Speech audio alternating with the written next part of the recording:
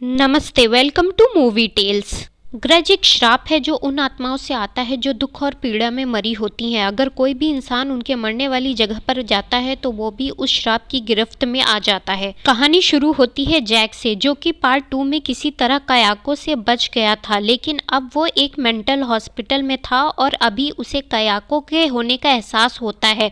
उसकी doctor Sullivan उसे कमरे में बैठने को कहती हैं जैसे वो दूसरे पेशेंट को देख कर आ सके, पर जैक उनसे न जाने के लिए कहता है। डॉक्टर उसे समझाने की कोशिश करती है और बाहर निकल आती है। उसे जैक के लिए बुरा लगता है, लेकिन वो चली जाती है अपने दूसरे पेशेंट्स को देखने के लिए। जैक कमरे में अकेला डरा हुआ बैठा होता है और तभी वहां कयाको आती है और उसे इधर उधर फेंकने लगती है। सिक्योरिटी गार्ड सीसीटीवी पे ये सब देखता है और तुरंत डॉक्टर सुलिवान को फोन लगाता है और जब तक दोनों वहां पहुंचते हैं उसकी सारी हड्डियां टूट जाती हैं और जैक मर जाता है। वहीं टोक्यो में कयाको की बहन नायको को बुरे सपने आते हैं और वो कयाको की वजह से हो रही मौतों से परेशान होती है। जब वो ऑफिस जाती है तो वहाँ लोग जैक का आर्टिकल दिखा के उसे परेशान करते हैं और घर आके वो अपने पति को इस बारे में बताती है, पर वो कहता है और उसे समझाने की कोशिश करता है कि इस बारे में वो लोग कुछ नहीं कर सकते, पर नाको कहती है कि वो कर सकती है। वो अंदर जाके अपना पुराना सामान निकालती है और कयाको से निपटने का तरीका ढूंढने लगती है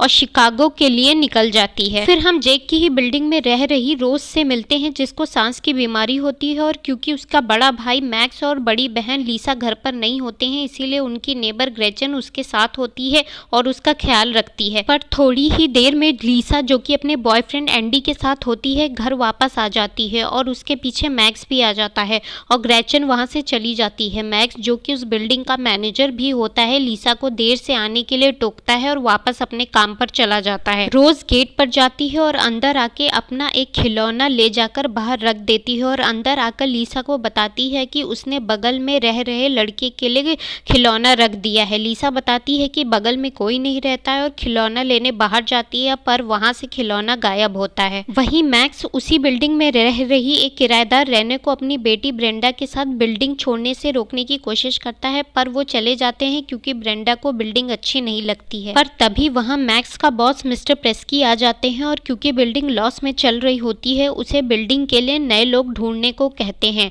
और वरना कहते हैं कि उसे नौकरी से निकाला भी जा सकता है। वहीं हम देखते हैं कि ब्रेंडा बिल्डिंग से जाने के बाद भी बच नहीं पाती है और टाकियो उसे मार देता है। अगले दिन मैक्स एक नई किराएदार, जो कि नायको होती है, उसे बिल्डिंग दिखाने के लिए तैयार होता है और नीचे जाकर नायको से मिलता है और उसे 305 फ्लैट जिसमें जेक रहता था उसके ठीक सामने वाला फ्लैट दिखाता है। नायको मैक्स से पूछती है कि इस बिल्डिंग में कितने लोग रहते हैं और मैक्स ज्यादा नहीं कहकर जवाब टालने की कोशिश करता है और उसे अपने फ्लैट में ले जाकर लीसा और रोज से मिलवाता है और फ्लैट के लिए एप्लीकेशन फॉर्म दे देता है। उन सब से मिलकर वहां से नायको चली जाती है। बाद में मैक्स घर पर रोज के लिए ऑक्सीजन सिलेंडर और मास्क असेंबल कर रहा होता है, तभी रोज वहां आती है और मैक्स उसे हिम्मत देता है कि वो जल्दी ही ठीक हो जाएगी और खुश करने की कोशिश करता है।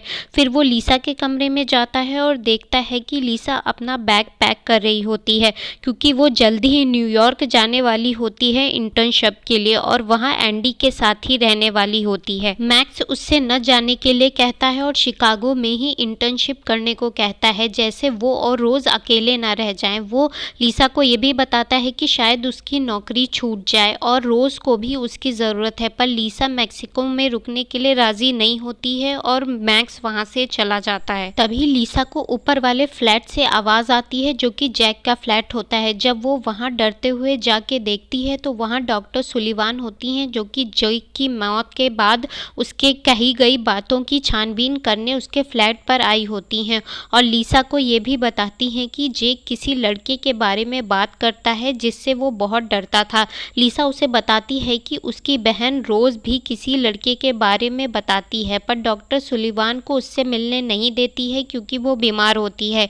यहाँ पर लीसा को ये भी पता चलता है कि जैक मर गया है। थोड़ी देर बाद लीसा को रोज का खिलौना दिखता है और ऊपर तोशियो बैठा दिखाई देता है, लेकिन जैसे ही वो ऊपर जाती है वो गायब हो जाता है। ग्रेचन अपने कमरे में पेंटिंग बना रही होती है और जब वो अपना ब्रश धुलने के लिए जाती है तो उसे कमरे से आवाज़ आती है और जब वो वहाँ जाके देखती है तो पेंटिंग गिरी हुई होती है और लाल रंग बिखरा हुआ होता है। जब वो पेंटिंग उठाकर देखती है तो उसमें उसे कयाको की परछाई दिखती है और वो ग्रेचन की तरफ बढ़ने लगती है और गायब हो जाती है एकदम से। फिर वो एक दूसरी पेंटिंग से बाहर निकलती है और ग्रेचन की तरफ बढ़ने लगती है और धीमे धीमे उसके पास आकर उसे मार देती है। तोशियो को देखकर लिसा डॉक्टर सुलिवान से मिलने जाती है जेक के फ्यूनरल पर और डॉक्टर सुलिवान को बताती है कि उसने भी तोशियो को देखा है और पूरा सच बताने के लिए डॉक्टर सुलिवान लिसा को अपने ऑफिस चलने को कहती हैं। वहीं हम देखते हैं कि नायाको भी वहीं खड़ी होती है और उन दोनों को देख रही होती है। घर पर जेक अपना काम कर रहा होता है और रोज अपने खिलौनों से खेल रही होती है, पर तभी रोज के खिलौने इधर उधर हो जाते हैं और अचानक से तोशियो उसके सामने आ जाता है जिससे वो बहुत डर जाती है और उसे सांस लेने में तकलीफ होने लगती है। मैक्स जैसे ही रोज को देखता है वो तुरंत ऑक्सीजन मास्क लेकर आता है और रोज को लगाता है। उधर हॉस्पिटल में डॉक्टर सुलिवान लिसा को कयाको और उसकी फैमिली की फोटो दिखाती हैं और लिसा कहती है कि उसने इसी लड़के को देखा था। डॉक्टर सुलिवान बताती हैं कि ये सब लोग टोक्यो में मर चुके हैं। टाकियो ने अपनी पत्नी कयाको और बच्चे तोशियो की हत्या करके खुद फांसी लगा ली थी और जेक का कहना था कि एलिसन नाम की एक लड़की टोक्यो से अपने साथ उनकी आत्माओं को उस बिल्डिंग में लेके आई थी। डॉक्टर सुलिवान लिसा को जेक के वीडियो भी दिखाती हैं और बताती है कि उसकी मौत बहुत बुरी तरह हुई है।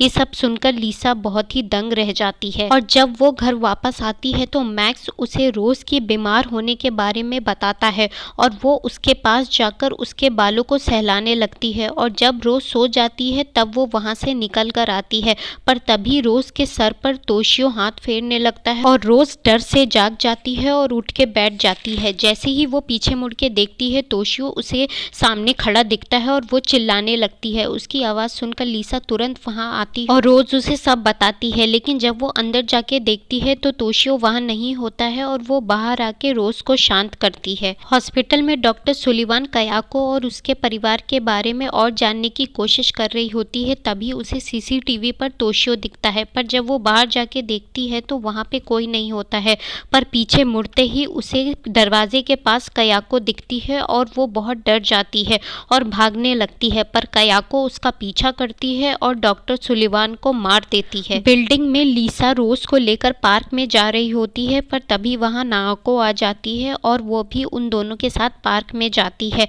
वहां लिसा को नायाको बताती है कि वो कयाको की बहन है और उसके श्राप को खत्म करना चाहती है। वो लिसा को बताती है कि ताकियो ने कैसे कयाको और तोशियो के साथ बहुत ही बुरा व्यवहार किया था और ये भी बताती है कि कैसे उनकी माँ बचपन में कयाको का इस्तेमाल करके दूसरों में से बुरी आत्माएं निकालकर कयाको में डाल देती थी। ये सब सुनकर लिसा बहुत घबरा जाती है। वहीं बिल्डिंग में मैक्स को ग्रेचन के घर के सामने कुछ अजीब दिखता है और जब वो अंदर जाके देखता है तो उसे सब बिखरा हुआ मिलता है और ग्रेचन की लाश दिखती है जो बहुत बुरी हालत में होती है और ये देखकर वो बहुत डर जाता है। पार्क में नायाको लिसा को कयाको और उस श्राप को खत्म करने के लिए एक सेरेमनी करने को कहती है और बताती है कि उस सेरेमनी में उसे लिसा और रोज की भी जरूरत पड़ेगी, पर जैसे ही लिसा रोज को सेरेमनी में शामिल करने की बात सुनती है वो तुरंत नायाको को मना कर देती है और रोज को लेकर वहां से निकल जाती है।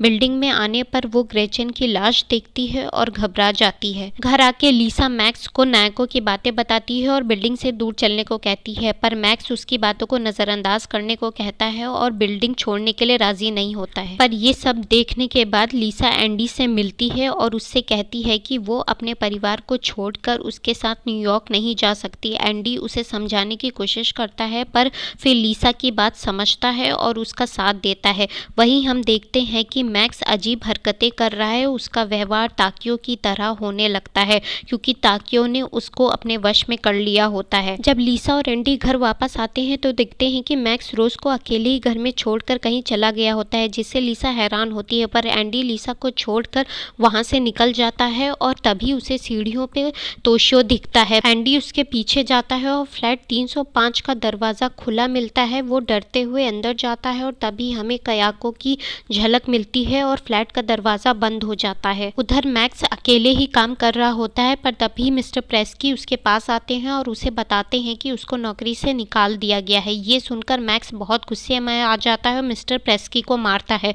मिस्टर प्रेस्की तुरंत वहाँ से बाहर निकल आते हैं और अपनी कार में बैठते हैं और जैसे ही वो बगल में देखते हैं उन्हें तोशियो दिखता है और वो प्रेस्की को तुरंत ही मार देता है। घर पर मैक्स अजीब व्यवहार कर रहा होता है और तभी लीसा वहाँ आती है और मैक्स उस पे बेवजह चिल्लाने लगता है और उसका सामान उठाकर बाहर फेंक देता है और उसे घर से निकाल देता है। जब रोज मैक्स के पास जाती है और बोलती है तो वो उसे भी बहुत बुरी तरह डांटता है, जिससे वो बहुत डर जाती है और वहाँ से चली जाती है। लीसा डॉक्टर सुलिवान से बात करने के लिए हॉस्पिटल में फ़ोन करती है, पर उसे पता चलता है कि डॉक्टर सुलिवान की मौत हो गई है और तभी उसे पीछे से आवाज़ आती है और उसे कयाको दिखती है जो उसकी तरफ बढ़ने लगती है, लेकिन फिर एकदम से गायब हो जाती है। लीसा बहुत डर जाती है और नायको के पास जाती है। नायको उसे अंदर बुलाती है और लीसा नायको को सारी बातें बताती है और मैक्स के बारे में सुनकर वो समझ जाती है कि ताकियो ने उसको अपने वश में कर लिया है और वो लीसा को भी ये सब बताती है। ये सब सुनकर लीसा सेरेमनी के लिए तैयार हो जाती है, पर इसके लिए रोज की भी ज़रूरत होती है, इसीलिए नायको और लीसा नीचे जाते हैं और लीसा अंदर जाकर मैक्स से छुपकर धीमे से रोज को बाहर ले आती है और तीनों सेरेमनी की तैयारी करने लगते हैं। नायको मोमबत्तियां जलाती है और लीसा और रोज वहां बैठ जाते हैं। तभी नायको मंत्र पढ़ने लगती है और सेरेमनी करती है और फिर वो एक कटोरी में कयाको का खून निकालती है और रोज को पीने को देती है, लेकिन खून देखकर लीसा रोज को मना करती है। तभी वहां पे नायको को कयाको दिखती है और वो लीसा को समझाने की कोशिश करती है कि अगर उसने खून नहीं पिया तो कयाको उस दोनों को मार सकती है, लेकिन लीसा रोज को लेकर वहां से जाने लगती है। तभी वहां मैक्स आ जाता है और हमें उसमें ताकियो की झलक मिलती है। वो नायको की तरफ बढ़ता है उसे मारने के लिए, पर नायको भागने की कोशिश करती है। मैक्स उसका पीछा करता है। नायको बचाव के लिए एक डंडा उठाती है, पर मैक्स डंडा छीन लेता है और उससे उसका पैर तोड़ देता है और पास में पड़े चाकू से नायको को पकड़कर मार देता है। अंदर कयाको लीसा और रोज की तरफ बढ़ने लगती है। वो दोनों छुपने के लिए बाथरूम में जाते हैं। वहाँ लीसा को एंडी की लाश मिलती है। वो उसके पास जाती है, पर वो लाश एकदम से कयाको में बदल जाती है और लीसा की तरफ बढ़ने लगती है। ये देखकर लीसा को बचाने के लिए रोज कयाको की खून की कटोरी के पास जाती है और उसे पी लेती है और ऐसा करते ही वो बेहोश हो जाती है, पर लीसा के पास से कयाको गायब हो जाती है। वो तुरंत उठ के रोज के पास आती है और उसे लेकर बाहर भागती है, पर बाहर निकलते ही वो देखती है कि मैक्स ने नायको को मार दिया है। पर अब वो होश में आ गया होता है और बहुत परेशान होने लगता है, पर लीसा रोज को लेकर तुरंत अपने फ्लैट पर जाती है और उसे ऑक्सीजन लगाती है और उसे होश में लाती है। पर वहीं ऊपर एकदम से मैक्स के सामने नायको आ जाती है और उसकी तरफ बढ़ने लगती है। मैक्स बहुत डर जाता है, पर नायको उसकी तरफ धीमे धीमे बढ़ती रहती है। मैक्स चिल्लाता है, पर वो मैक्स को मार देती है। मैक्स की आवाज़ सुनकर लीसा तुरंत ऊपर जाती है और देखती है कि मैक्स की मौत हो चुकी है। ये देखकर वो बहुत दुखी होती है, पर थोड़ी देर में ही वहाँ पुलिस और एम्बुलेंस आ जाती है और लीसा और रोज को बिल्डिंग से बाहर निकाल लिया जाता है। लीसा रोज को संभालने की कोशिश करती है और उसे गले लगा लेती है। तभी हम देखते हैं कि रोज नहीं बल्कि नायको होती है और नायको का श्राप जन्म ले लिया होता है फिर से उस बिल्डिंग में। ग्रज का पहला और दूसरा पार्ट देखने के लिए आप नीचे क्लिक कर सकते हैं। And if you like the video, do consider giving a thumbs up and subscribing the channel. Thanks for watching.